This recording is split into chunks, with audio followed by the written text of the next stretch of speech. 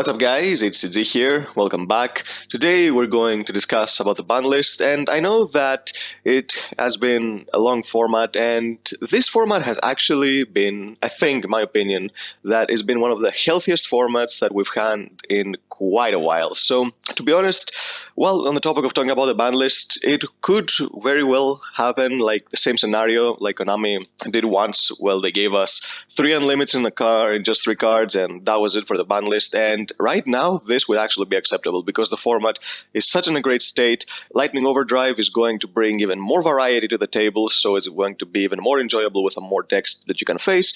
So I think that this format has been really great so far, but still there are always a couple of problems that need to be addressed. Maybe some decks have been good for like too long and they need to be taken down so we can see more of the new stuff, or cards that are just so problematic for the game that need to be gone for good. So before we begin with the video, if you enjoyed, give it a thumbs up, subscribe to the channel so you don't miss upcoming content, and now let's get to the video.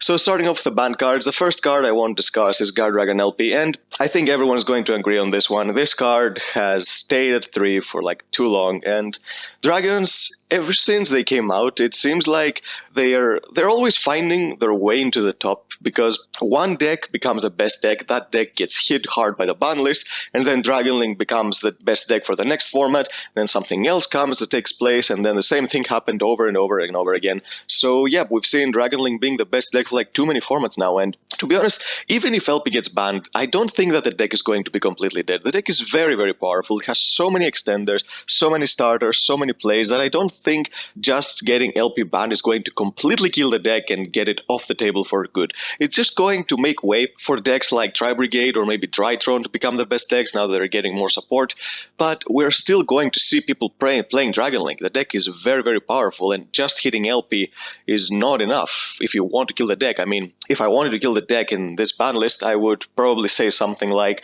Quick Launch getting limited as well, maybe even more than that, who knows. But I'm just saying for Dragon Link that LP needs to get banned, because LP is the card that makes every single Dragon deck ever since its release play in the same pattern of way. They always try to spam a lot of monsters on the field and go for a Guard Dragon combo, and this is not good for the game, because no matter what Dragon deck they would make in the future, as long as LP is around, it was going to play it. It was going to go through the same pattern in order to be able to be playable, but now they don't really have a strategy of their own, so Dragon decks are very similar to each other and very boring to play against, because you don't care what kind of Dragon deck your opponent is playing, you know what they're going to do. So this is why I think having LP completely off the game is going to make the game much better. It's going to give Dragon decks their own identity, but people of course are going to play the Rocket Dragon Link more, but maybe play stuff like Dragon Mates, and Dragon Mates was supposed to be a control deck, not a combo deck, so maybe this is going to actually happen now if LP actually gets banned. So this is why I think that this is a healthy hit for the game without decreasing variety in the meta too much, because like I said, we're going to have an even greater format post Lightning Overdrive,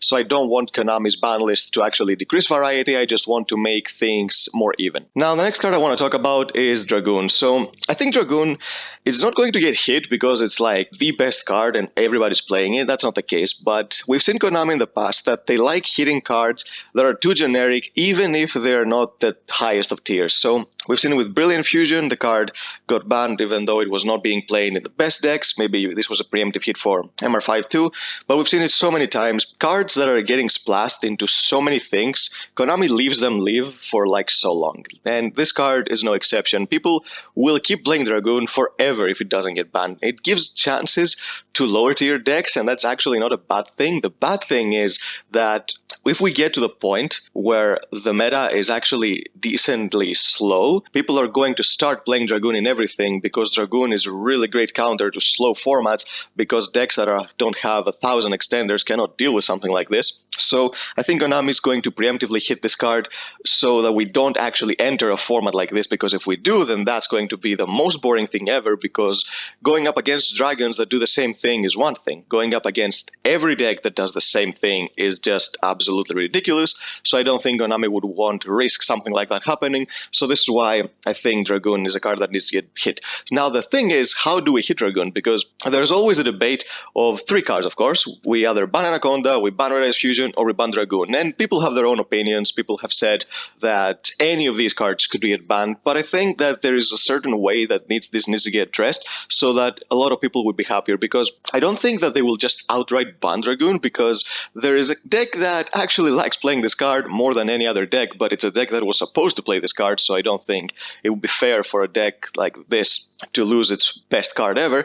And I'm talking about Dark Magician. Dark Magician is one of the most iconic decks ever. Of course, it's the mascot of the game, so I don't think that Konami would want such a powerhouse to not exist for this deck either. This card was created for Dark Magician, but for some reason was made so generic that people could just abuse it in pretty much everything. So I think the card that should get hit is Red Eyes Fusion. Banning Red Eyes Fusion doesn't make anyone complain. I doubt even Red Eyes players play this card. This card is so restrictive on its own that even when you're playing Red Eyes deck, I think you'd much rather combo than actually use a Red Eyes Fusion and pass turn on a Fusion monster and maybe a couple backer. I think that's very limiting to what you can do with your deck. So banning this card is actually the right way, because you don't take Dragoon away from Dark Magician. Dark Magician will still play Dragoon. They can use Timayos to summon it. They can use Secrets of Dark Magic to summon it if they have a dragon. They can do so much stuff, and this is actually the win button for Dark Magician. So I think Konami will try their hardest to keep this card into the game. And banning Anaconda is also not a good option, because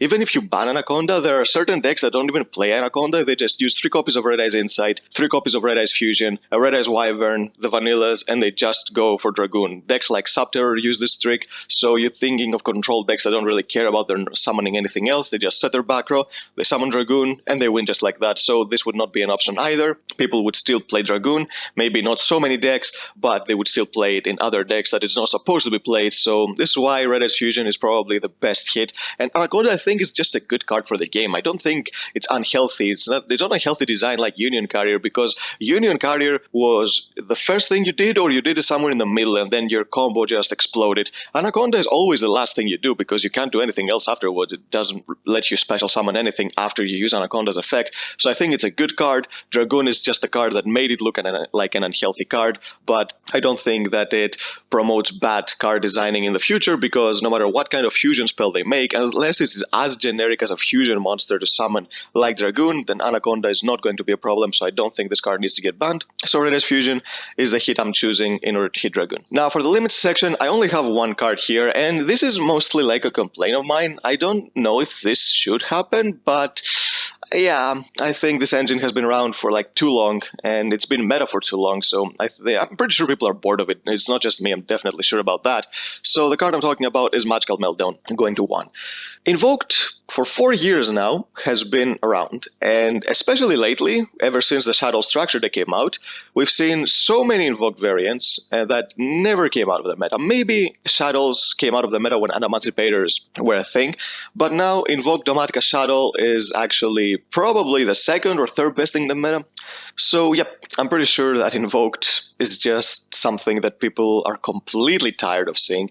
And it's not even an exciting engine either. I mean, even those who play it say that it's a boring engine to use, especially after so many years, because we've been using it for so many years. So I think it's time to at least hit it a little bit. I could say that Alistair getting to 1 would be a greater hit. Yes, it would. But I don't want to kill the engine, because if you put Alistair to 1, then that makes like all the searchers dead after you use the first Alistair. Meltdown is the card that actually is not the interactive card, because Alistair is fine getting to a mecha, but okay. But getting to 3 copies of Meltdown, you have so much consistency in your deck with Terraforming and 3 copies of Alistair, and also Meltdown is the card that doesn't let your opponent interact with your fusion summoning. So this is why I think this card is the one that should go to 1, because not only does it search Alistair, but it also prevents you from negating Invocation, and it also prevents you from using any card effects on the summon of a monster, and when that monster summoned is Construct, they get so many effects without you being able to do anything about it. So this is why I think that this card is the problem with an Invoked engine. It's not that it's too good or that it's been out for too long, it's that it has an effect that doesn't let your opponent respond to anything you're doing. So this is why I think putting Meltdown to 1, you're going to have only 2 copies with Terraforming instead of 3, and actually instead of 4 copies. So this is why I think this card should go to 1, and it's not going to kill anything. People are still going to play the Invoked engine if Meltdown goes to 1. It's just going to make it less consistent, and people might actually think twice before playing this, and maybe they will up to something like a Reliona engine or something like that. Because, let's be real, the Invoked engine not only has been around for too long, but it's been pricey for too long. It's never been a budget engine, at least as long as I can remember. Maybe it's been budget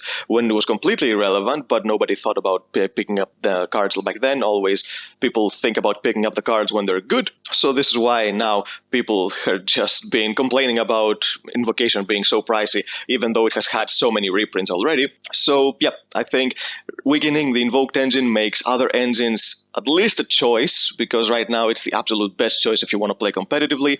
But if it's less consistent, then maybe people will think twice before breaking the bank to get 2 or 3 copies of Invocation and the whole engine as well. So yeah, this is why I think Meltdown should go to 1.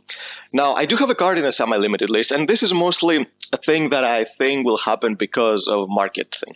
And we know that Megatins are going to get released a little bit later this year. They're going to get released in September, but I don't think we're going to get another ban list before the Megatins, after the one we're going to get at July. So they would have to hit cards from the Megatins in a way that makes people still want to buy the Megatins. So the card I want to talk about is Nadir Servant. So I think this card should go to 1, to be honest. But right now, it's not going to. And because of the Megatins, they're going to try to make it seem like they hit the deck, just so people stop complaining about a splashable engine. But the engine is still going to be very powerful with 2 copies of Nadir. And they're going to do this just to make people a little bit happy, but also make sure that they sell their Megatins. This year's Megatins are insane anyway, and I think they would get sold immediately, even if Nadir weren't to 1, because it has so many good cards in the Megatins this year. But still, I think Konami is going to try to make everything in the Megatins something that people want. So this is why they would put this to 2, and this is the only reason I'm saying that this will go to 2. Normally, it should go to 1, and I'm pretty sure it will go to 1 eventually, probably in the ban list after the Megatins, or maybe a ban list even after that as well, so that they can get satisfied enough with how many Megatins they sold. But yeah, this card is a reason Dogmatica Shadow Invoked is actually one of the best decks right now, because this card gives you so much advantage. Going first, it searches you both a punishment and a fleur-de-lis, so you have 2 interruptions right there, maybe even 3 if you count the NTSS you send with your punishment. And going second, being able to send the NTSS exactly, you pop cards, you search cards. This card is so good. Your opponent is going to waste a negate on this card 100% of the time, because if they don't, then you get so much advantage just with 1 card. And if it was at 1 copy, it would be just fine, because it's an unsearchable card, would just be a Sati one-off, and people would be forced to play 3 copies of Ecclesia, because some people play the engine with 3 Nadir and only 1 Ecclesia right now. They would have to do the reverse if they wanted to play, if this card was at 1, they would have to play 3 Ecclesia and 1 Nadir. But right now, I don't think that this card is going to go to 1, just because the Megatins are going to get released soon, so they want that everything in the set to be desirable, so they're going to put it at 2, just a slap on the wrist, to make sure that people are happy, that the deck is a little bit of checked, and that people will still want to pick up the cards. Now for the Unlimited section, I have chosen 3 cards for this Unlimited section. You can argue so many cards for this section, but every time we do, Konami just puts something else, so it's very hard to predict what they're going to Unlimited. Just cards that they remember that exist, that now they are not good, and they put them to 3, or maybe they will put them to 2 and then to 3, but I think these 3 cards right here can go from 1 to 3 right away. There is no reason putting them to 2. So the first card is Dynamite Knight.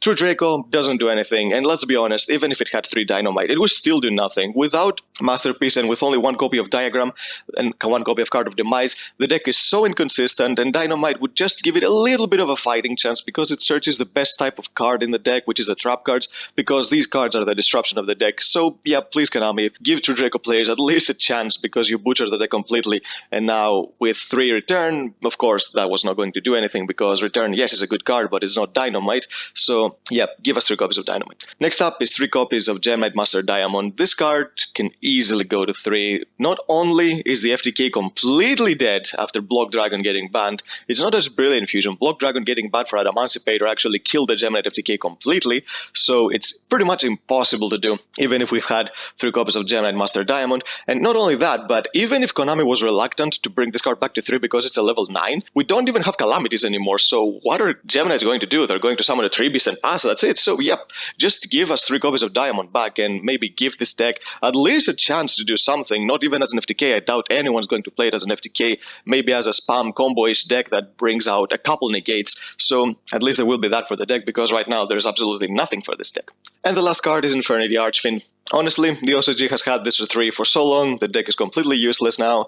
We just can't keep up with the combo decks that we have right now. It's much more fragile, and it's much less consistent, so 3 Archfiend, I don't think it will solve a lot. It's not like giving us 3 Launcher, that would be a problem. But 3 Archfiend, you don't really care. Even the 1 Archfiend is searchable right now because people play Ares and the 1 Archfiend. Maybe with 3 Archfiend, we would not even have to play that brick in Infernity, so because we could be able to draw this much more consistently. So this is why 3 Archfiend is a card that can easily go back to 3, especially because we did get Infernity support recently, and the deck still does nothing, so maybe give it at least a fighting chance by giving us Archfiend back to 3. So yep, that's the video, guys. I think that this next ban list is not going to be a huge one, just because the format is in such great state right now, so Konami wouldn't really want to decrease variety by hitting a lot of stuff. Maybe they'll do it, maybe they will hit other decks, maybe they can hit Dinos or something like that, but I doubt it, because even Scrap Raptor is coming out now, so why would they want to hit dinosaurs when they're getting such a great card? They're just going to make a deck that people want to play, not want to play it by hitting Mix to 1 again, so I don't think they're going to do it, at least not yet.